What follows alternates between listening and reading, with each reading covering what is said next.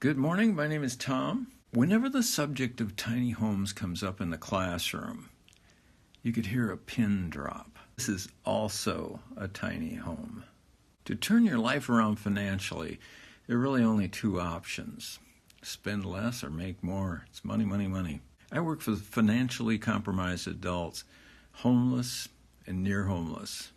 And that's becoming a big world in California. Lots of people out there not doing all that well. Basic human needs are food, clothing, and shelter.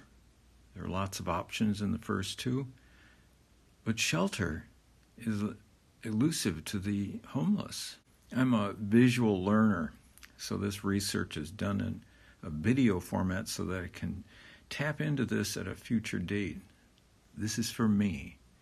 I don't use this as any kind of teaching aid. We're looking at a tiny home. This is an example to illustrate the options of a motor home as a full-time residence. Even if you wind up with a wreck of a motor home, it's useful to understand its potential. This is a 2007 Winnebago Itasca. It's got a lot of names. Impulse, that's what they call it. And it's 24 feet long. No pop-outs. This is not a pop-out over here. This is an awning. It fits into a parking space. It has a full kitchen, 3 beds, a restroom, and a shower. Let's take a quick look at the exterior of this. This is a bunk bed up here. A couple small storage spaces here. This is a larger storage space here. It's still not all that big. This is where you put the water in. Now we bounce around to the opposite side, the wastewater area where this is for power, and this is the gas tank over here, propane gas, and this is the generator. They're access points more than anything else. Propane is heavier than air, so it sinks. Carbon monoxide detector is up high. This is a close-up of the propane leak detector. Kitchen ceiling smoke alarm. The engine exhaust alarm that's on the ceiling of the bedroom. Let's look at the house battery setup. This cubby hole has access to the truck and the coach circuit breakers, solenoid, and relays. So this is what you see when you're in the inside of that little cubby hole. The house battery is behind this step. The top of this step comes off completely. This is a close-up of the latch. The latch folds down and drops down to this position. This is the step completely removed here. Below you can see the battery. There's space for 2 batteries there. Close-up of the battery. Water heater, maintenance wise. Okay. You could this plastic plug, you could take it out and you could drain it once a year, and that gets any calcium out. Yeah. I turned on the tow button on the dash. Okay. It just makes a shift differently. Weight shift. That's just a label from the manufacturer. Those 2 front tires, 65 pounds. Dual tires in the back that carry all the load. That would be 80 pounds of pressure. So then you hold this auxiliary start. Hold it down. Now it connects them both together. This is that auxiliary button.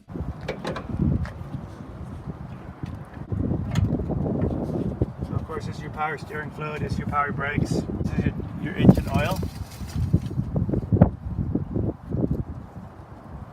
I don't want to make a mess. There it goes. Nice and amber. Transmission fluid is the one underneath it.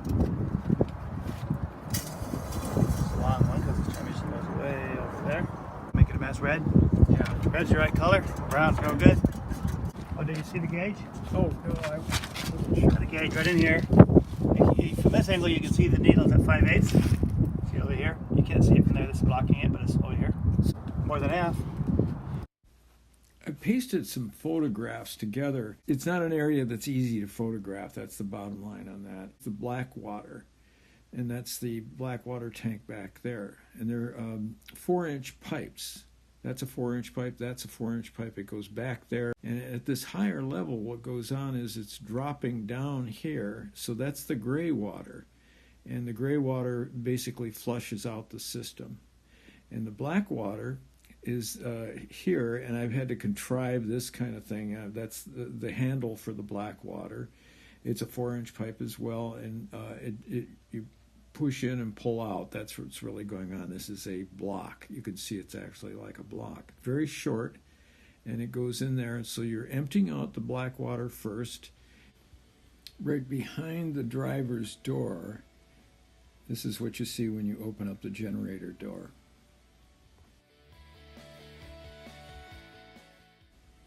Phone number for the Onan people.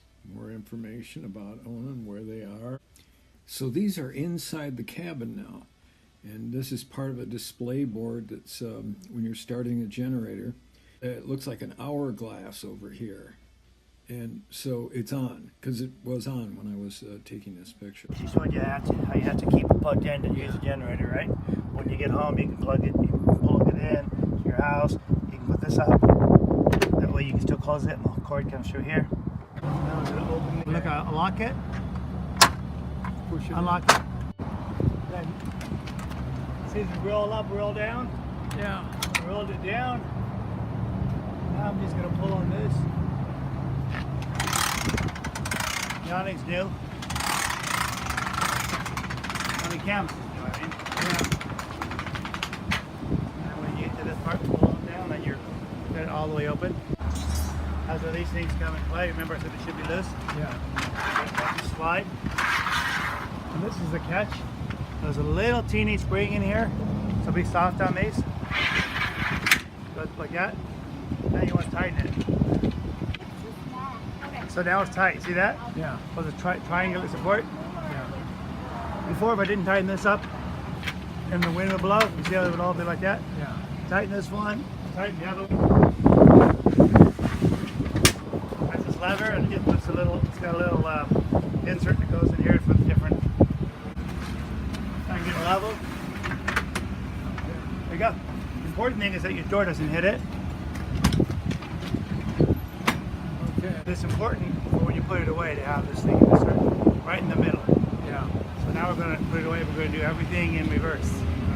All right. So first thing I'm going to do is I'm going to lower these. Hit the stop. Yeah. Lower it to the stop. I don't mess with this yet.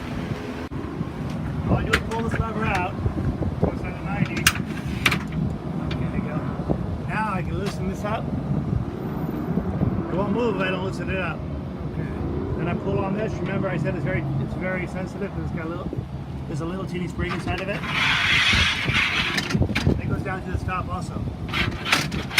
Stops are important because if you don't put it away at the right distance, it won't line up and cut when it gets up top.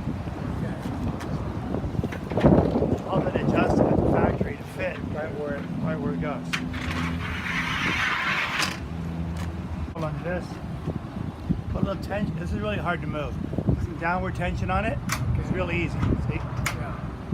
Remember, I want to be in the middle. Just hold on to this if you like. Get it in the middle. There's a lot of tension on it, so you got to hold it tight. Yeah.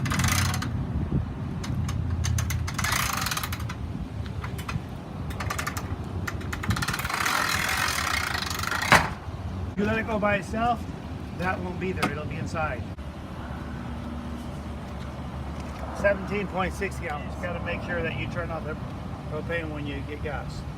Okay. Because there's a pilot light somewhere. The interior, the driver's side, dinette converts to a bed. This is the dinette now converted to a bed. Now we'll start the views of the bunk bed, the ceiling, the ladder, the TV, and the swivel chair.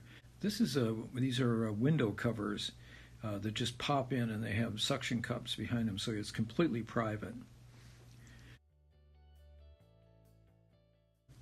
You have sort of an up view, and this is the skylight up here. Here's the next window, and the TV. You can see a reflection in here of the dinette.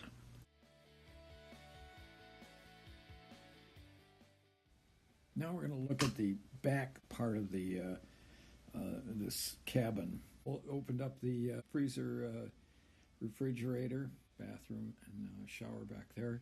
And then we proceed into the kitchen area over here. This is the curtain that separates the bed and the bath area for privacy. It's the restroom, and with a bathroom door and a shower head, that kind of thing. Now we're back to the wider view, the refrigerator, the closet door, the little side room. It's obviously super compact. It's a queen-size bed, obviously daylight out, and so it makes it a nice quiet room to snooze. So we continue along from the bedroom over here into the kitchen. This is the microwave. This is a couple of views of the sink, which kind of rounds out the picture that we have here. Here's my little workstation. I'm buying a motorhome because it should make my work schedule, work and travel schedule more fun and flexible.